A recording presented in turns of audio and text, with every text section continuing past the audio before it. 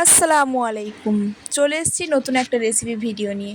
তো গেস করুন তো আজকে কি রেসিপি বানাতে চলেছি। আজ বানাবো ছানার ভাপা সন্দেশ। তার জন্য আমি এখানে গ্যাসের ওপর দুধটাকে চাপিয়ে দিয়েছি ও অল্প একটু লেবুর রস দিয়ে নাড়াচাড়া করতে লেগেছি। দেখুন কত সুন্দরভাবে ছানাগুলো তৈরি হয়ে গেছে।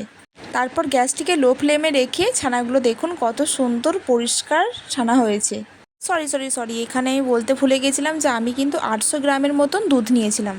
তারপর সেই ছানাগুলিকে আমি ভালোভাবে একটা আলাদা তারপরে ছেঁকে নিয়েছি। সেই ছানাগুলিকে ভরে দিলাম ও কিছু চিনিও অ্যাড করে দিয়েছি ও অল্প সামান্য আপনারা জলও দিতে পারেন।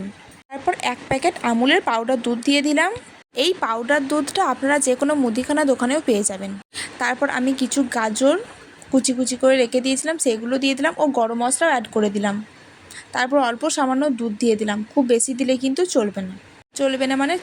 তারপর মিক্সিতে ভালো করে ঘুরিয়ে নিলাম একে। তারপরে মিক্সিতে সেটা কি ভালোভাবে ঝড়ের মতন ঘুরিয়ে নিয়ে আমি চলে এলাম একটা বড় হাঁড়ির মধ্যে একটা জল দিয়ে দিলাম, আর এদিকে একটা পাত্রে আমি কিছু পরিমাণ গাজর দিয়ে দিলাম ও তারপরে কিশমিশও অ্যাড করে দিয়েছি। তারপরে আমি সেই ছানার পেস্টটাকে আমি অ্যাড করে দিলাম। দেখুন ভিডিওটা বুঝতে পারবেন তাহলে। গাজরটা এখানে দিচ্ছি কারণ গাজরটা এখানে দিলে খুবই সুন্দর গন্ধ বের হয়, এটা খেতে আরও টেস্টি মনে হবে। তারপর এটিকে ভালোভাবে সবটাই দিয়ে দিলাম। পেস্টের ঘনত্বটা আপনারা বুঝতে পারছেন, আপনারা এরকমই ঘনত্ব রাখবেন। তারপর সবটা দিয়ে দেওয়ার পর ওপরে সামান্য গাজর ছিটিয়ে দেবেন যাতে এটা দেখতে আরও সুন্দর লাগে। এবং তারপরে সেই পাত্রে জলটা যখন ফুটতে লাগবে তার ওপরে কিছু একটা চাপিয়ে দেবেন।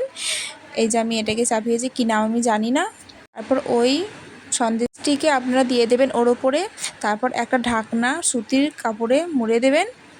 20 থেকে 25 মিনিট হাতে গোনা এই সময়টাই রাখবেন। তারপরে রেডি আমাদের ভাপা সন্দেশ।